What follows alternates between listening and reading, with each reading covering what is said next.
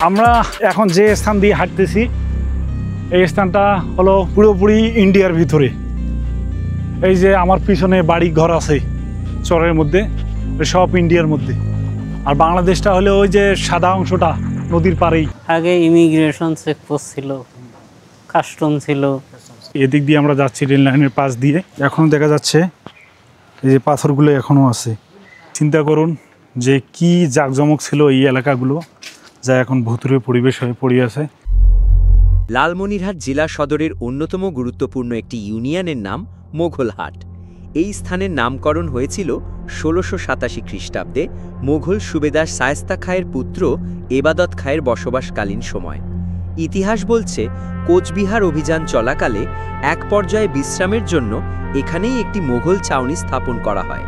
আর ঠিক সেই ছাউনির সূত্র ধরেই মোঘলদের নাম অনুসারে জায়গাটির নাম হয়ে যায় মোঘলহাট।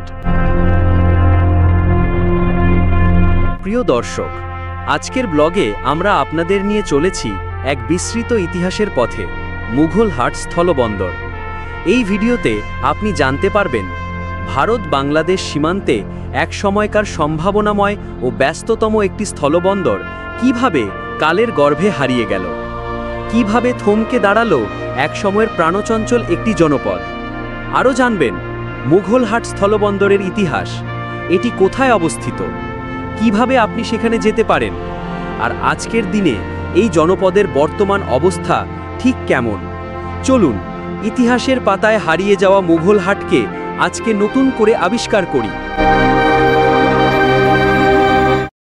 দর্শক, আমরা এখন লালমনিরহাট থেকে বাইকে রওনা করেছি মোঘলহাটের উদ্দেশ্যে। এই পথে এর আগে কখনো আসা হয়নি আমাদের, তাই রাস্তাঘাট একদম অজানা। লোকজনকে জিজ্ঞেস করে পথ খোঁজে এগিয়ে চলেছি হারিয়ে যাওয়া এক জনপদের খোঁজে, যেখানে সময় থেমে গেছে কিন্তু ইতিহাস এখনো কথা বলে। ভাই মোঘলহাট যায় কোন দিক দিয়ে?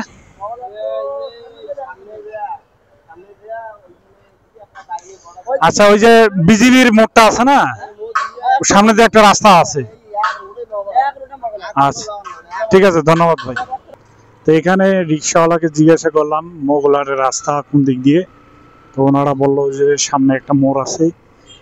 তো আপনারা যারা মোঘলহাট কোনোদিন যান নাই, কোন দিক দিয়ে যাবেন, ঠিক আপনারা এই যে লালমনিরহাটের মিশন মোড় এসে এখানে যে কোনো অটোওয়ালা বা রিক্সাওয়ালাকে জিজ্ঞাসা করতে হবে যে মোঘলহাটের রাস্তা কোন দিক দিয়ে। সেরকমটাই আমি করলাম। সম্ভবত এই মোড়টার কথাই বলতেছে। এই ডান পাশে আমরা মোড় নিলাম।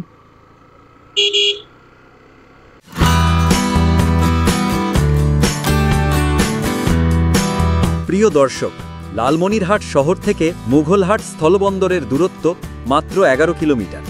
আপনি যদি মুঘলহাট ভ্রমণে আসতে চান তাহলে খুব সহজেই লালমনিরহাট শহর থেকে রিক্সা বা চার্জার গাড়িতে করে এখানে পৌঁছাতে পারবেন। জনপ্রতি ভাড়া পড়বে মাত্র ৪০ থেকে ৫০ টাকা। আপনারা যখন মোঘলহাটের পথে রওনা দিবেন তখন যেতে যেতে চোখে পড়বে গ্রামের কৃষকদের নিত্য নৈমিত্তিক জীবনের দৃশ্য। কেউ খেতে কাজ করছেন, কেউ গরু চড়াচ্ছেন, আবার কেউ হয়তো খালে মাছ ধরছেন। এইসব দৃশ্য আপনাকে মুহূর্তেই টেনে নিয়ে যাবে এক শান্ত নিস্তরঙ্গ গ্রামীণ জীবনে।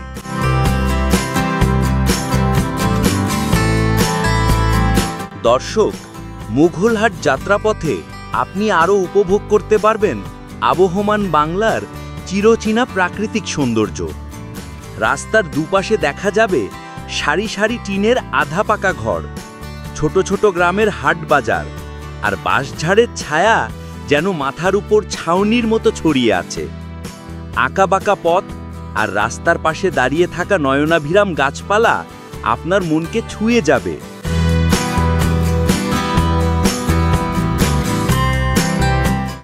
দর্শক, আমরা আমাদের কাঙ্ক্ষিত স্থানে পৌঁছে গেছি, আর এটাই হলো মোঘলহাট স্থলবন্দর শেষ সীমানা। যে রোড দিয়ে আমরা লালমনিরহাট মিশন মোড় থেকে এই মোঘলহাটে আসলাম, রোডটা এসে এই যে নদীর কিনারে এসে শেষ হয়ে গেছে। আমার পিছনে আপনারা দেখতে পাচ্ছেন মোঘলহাট পোর্ট হলো 0 কিলোমিটার। আর আমার পিছনে যে নদীটা আপনারা দেখতে পাচ্ছেন, এই নদীটা হলো ধরলা নদী। এই নদীটা হলো বাংলাদেশ ভারত সীমান্তে অবস্থিত একবারে। আর যে স্থানে আমি কথা বলতেছি এটা হলো বাংলাদেশ অংশ, আর নদীর ওই পারটা হলো ভারতের অংশ।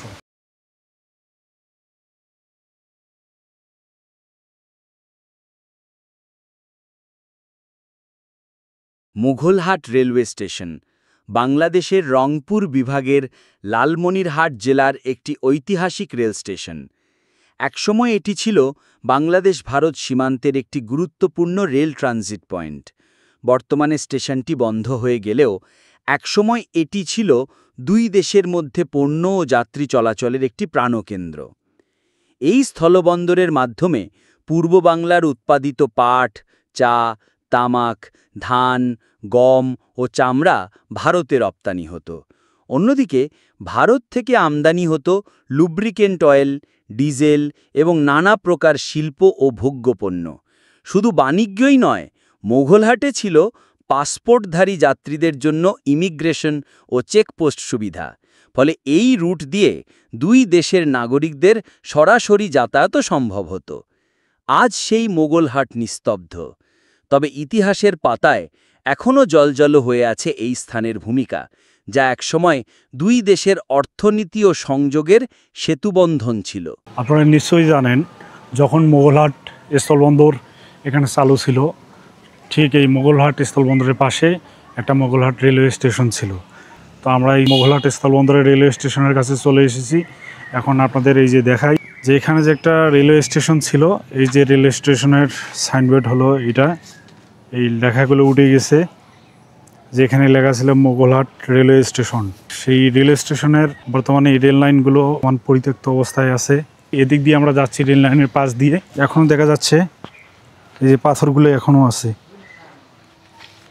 এই স্থান দিয়ে আমরা হাঁটতেছি, এগুলো হলো প্ল্যাটফর্ম। যেহেতু ব্রিটিশ আমলে ছিল এই রেল স্টেশনটা, তখন হয়তো অনেক নিচু ছিল, এখন লোকজন ঘর বাড়ি উঠেছে, অনেক মাটি উঠার পরে এই পাথরগুলো নিচে পড়ে গেছে। আমরা রেল লাইনের সাইড দিয়ে হাঁটতেছি, সামান্য একটু দূরেই হয়তো দেখতে পাবো রেল স্টেশনের যে বর্তমান অবস্থা। এই ঐতিহাসিক স্থান মোঘলহাটে ১৯১২ খ্রিস্টাব্দে প্রতিষ্ঠিত হয় একটি রেলওয়ে স্টেশন। সেই সময় লালমনিরহাটের এই মোঘলহাট হয়ে ভারতের গিদালদহ এবং সেখান থেকে ধুবড়ি পর্যন্ত রেল যোগাযোগ ছিল। কিন্তু দেশ বিভাগের পর এই অঞ্চল সীমান্তবর্তী এলাকায় পরিণত হয়। এর পাশেই থাকা ধরলা নদীর ধারাবাহিক ভাঙনে শুরু হয় মোঘলহাটের পতনের গল্প। সময়ের সাথে সাথে নদীর গর্ভে তলিয়ে যেতে থাকে এই জনপদের গুরুত্বপূর্ণ অবকাঠামো। একসময়ের গর্বের প্রতীক rail station, rail line, rail সেতু সবই পরিণত হয় নিঃসঙ্গ স্মৃতিতে। মোঘলহাট রেলওয়ে স্টেশন থেকে মাত্র আধা কিলোমিটার উত্তরে ভারতের গিদালদহ অঞ্চল। সেখানে ধরলা নদীর ওপর রয়েছে একটি গুরুত্বপূর্ণ রেল সেতু, গিদালদহ সেতু, যা আকারে অনেকটা আমাদের তিস্তা রেল সেতুর মতো। ১৯৭২ সাল পর্যন্ত এই রেলপথে ভারতের বিভিন্ন স্থান থেকে কাঠ, কয়লা, পাথর ও সার আমদানি হতো। কিন্তু নদী ভাঙনের কারণে ভারতের সঙ্গে রেল যোগাযোগ সম্পূর্ণরূপে বিচ্ছিন্ন হয়ে পড়ে। ফলে বন্ধ হয়ে যায় এই পথের সকল কার্যক্রম। শেষমেশ মোঘলহাট রেলওয়ে স্টেশনকে অলাভজনক স্টেশন হিসেবে বিবেচনা করা হয় এবং ১৯৯১ সালের ফেব্রুয়ারি মাসে লালমনিরহাট থেকে মোঘলহাট পর্যন্ত রেল যোগাযোগও সম্পূর্ণরূপে বন্ধ করে দেয়া হয়। এখন এই জনপদে পড়ে আছে কেবল ভাঙা স্টেশন, পরিত্যক্ত লাইন আর ইতিহাসের নিঃশব্দ কোলাহল। বন্ধুরা, এই যে আমার পিছনে যে জরাজীর্ণ ভবনটা দেখতে পাচ্ছেন, টিন শেড ভবনটা, এই ভবনটাই হলো মোঘলহাট রেলওয়ে স্টেশন। এখনও দাঁড়িয়ে আছে কালের সাক্ষী হয়ে এই মোঘলহাট রেলওয়ে স্টেশন বিল্ডিংয়ের ভেতরে আমি এখন প্রবেশ করব, দেখাবো আপনাদের মোঘলহাট রেলওয়ে স্টেশনের বর্তমান কি অবস্থা।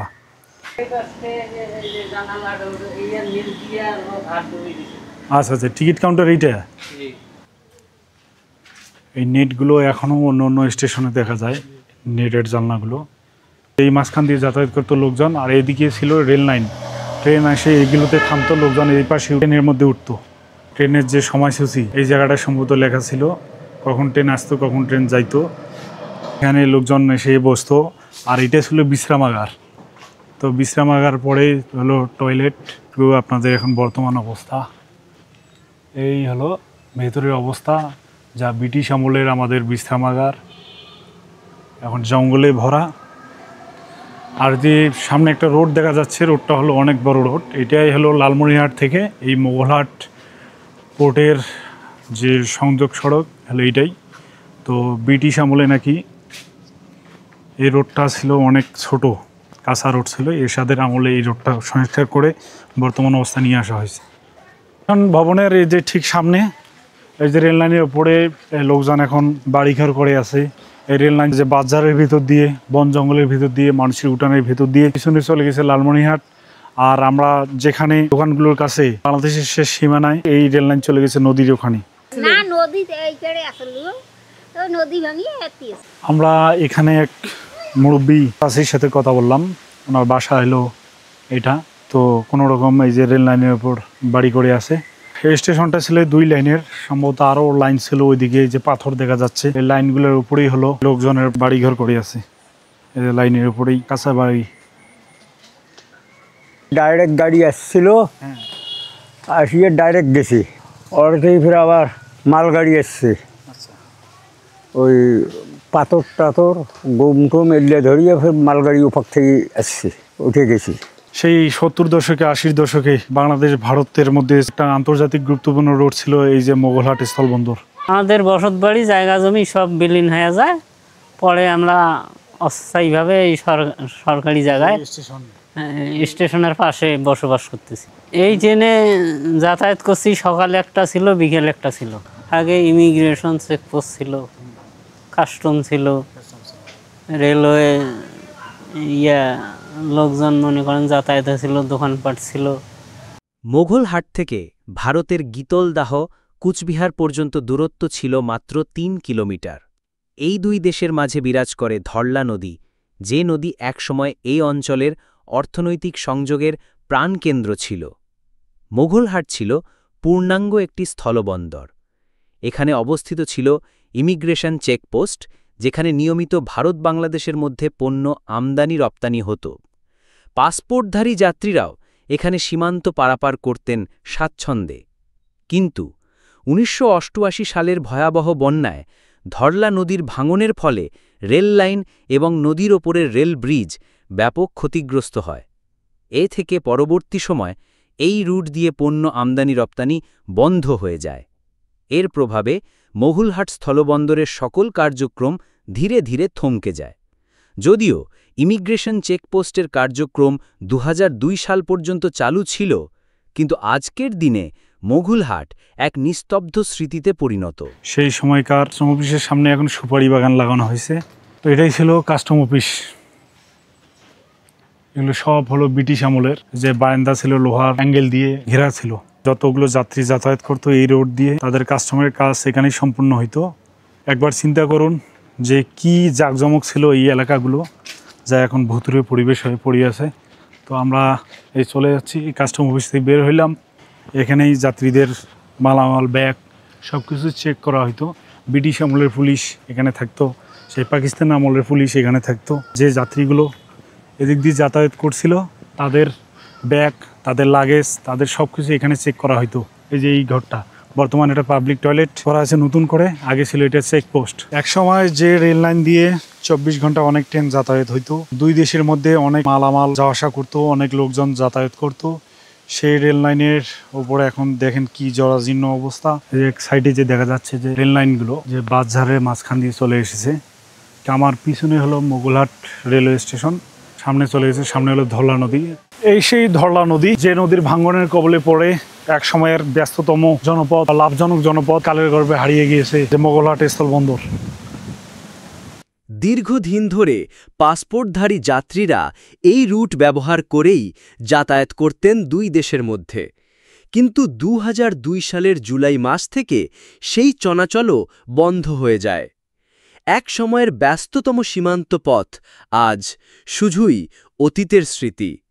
নীরব দাঁড়িয়ে আছে মোগলহাটের সার্চ টাওয়ার, রেলওয়ে স্টেশনের জরাজীর্ণ ভবন, পুলিশ ও ইমিগ্রেশন চেকপোস্টের পরিত্যক্ত কক্ষগুলো যেন আজও অপেক্ষায় আছে পুরনো কোলাহলের। যদিও সবকিছু স্তব্ধ, তবে মোগলহাটের পাশেই বিজিবি ক্যাম্পটি এখনও সচল রয়েছে, স্মরণ করিয়ে দেয় এই স্থানের পূর্বের কৌশলগত গুরুত্ব। আমরা লালমনিরহাট থেকে যে রাস্তা দিয়ে আসছিলাম ওই রাস্তাটাও দোকানগুলো আছে, ওখানে এসে রাস্তাটা শেষ হয়ে গেছে। ভারতীয় লাইট দেখা যাচ্ছে ওদিকে, ভারতীয় সীমান্ত হচ্ছে ওইদিকে। সামনে একটা চর আছে, এই নৌকায় করে আমরা সেই চরে যাব। তো ওখান থেকে দেখার চেষ্টা করব ধলা নদীর উপরে যে গীতালদহ সেতু আছে।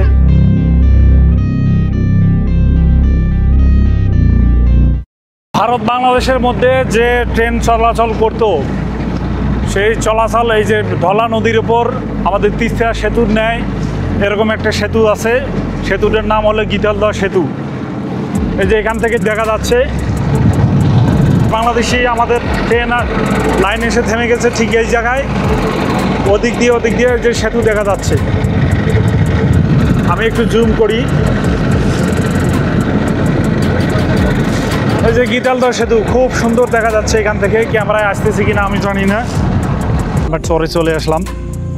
এই চর, এই যে বালু চরগুলো দেখতে পাচ্ছেন, এগুলো কিন্তু বাংলাদেশের। যে সবুজ গাছপালাগুলো দেখা যাচ্ছে যে বালু চরের পরেই, এগুলো হলো ইন্ডিয়া। আমরা এখন যে স্থান দিয়ে হাঁটতেছি এই স্থানটা হলো পুরোপুরি ইন্ডিয়ার ভিতরে। এই যে আমার পিছনে বাড়ি ঘর আছে চরের মধ্যে, সব ইন্ডিয়ার মধ্যে। আর বাংলাদেশটা হলো ওই যে সাদা অংশটা নদীর পাড়েই, ওইটা হলো বাংলাদেশ। একটু সাহস করে ইন্ডিয়ার ভিতরে আসলাম। সামান্য দূরে দেখা যাচ্ছে যে কয়েকজন লোক ঘাস কাটতেছে, গরুকে ঘাস খাওয়াচ্ছে। তো ওদের কাছাকাছি যাওয়াটা মনে হয় ঠিক হবে না, কারণটা হচ্ছে না জানি বিএসএফ আবার কোথায় লুকে আছে। যে বাংলাদেশ ভারতের যে রেল যোগাযোগের মাধ্যম ছিল ধলা নদীর উপরে যে গীতালদহ সেতু, এই সেতুটা হলো এইটাই। আমরা আসলাম সেই অনেক দূর থেকে। এই যে আমাদের নৌকা ওখানে ভিড়ানো হয়েছে। এক সময় মোঘলহাট ছিল একটি জীবন্ত স্থলবন্দর। ভারত বাংলাদেশের মধ্যে প্রতিদিন চলত পণ্যবাহী ট্রেন। শত শত মানুষ এই পথ ধরে যাতায়াত করত। এখানে গড়ে উঠেছিল এক ব্যস্ত জনপথ, এক সরব জনজীবন। কিন্তু আজ পরিত্যক্ত রেল স্টেশন, ধ্বংসপ্রায় অফিস ঘর, আর একটিই বার্তা: যত গর্বই হোক অতীতে, অবহেলা ও ভাঙন যদি থামানো না যায়, তবে গৌরবও একদিন শুধুই স্মৃতি হয়ে যায়। মোঘলহাট আমাদের ইতিহাসের অংশ। এটা শুধু একটি স্থান নয়, এটি এক শিক্ষা, যেখানে কালের পরিক্রমায় আমরা শিখি অবহেলার চেয়ে স্মৃতি আরও দীর্ঘজীবী। দর্শক, আমরা এসেছিলাম আজকে মোঘলহাট স্থলবন্দরে। আর এই স্থলবন্দরে এসে ঘুরে ঘুরে দেখলাম বন্দরের পুরাতন রেলওয়ে স্টেশন। চর খলিমারি থেকে যে গীতালদহ সেতু ভারতের যে দেখা যায়, সেই সেতুটা এখন এই যে দেখা যাচ্ছে। আমরা লালমনিরহাট শহর থেকে এসেছিলাম, এখন চলে যাব লালমনিরহাট শহরে। বন্ধুরা, আজকের ভ্রমণ আমাদের এখানেই শেষ। আর পরবর্তী কোনো ব্লগে দেখা হবে, কথা হবে আপনাদের সাথে। ততদিন পর্যন্ত সবাই ভালো থাকবেন, সুস্থ থাকবেন, এই কামনাই করি। আল্লাহ হাফেজ।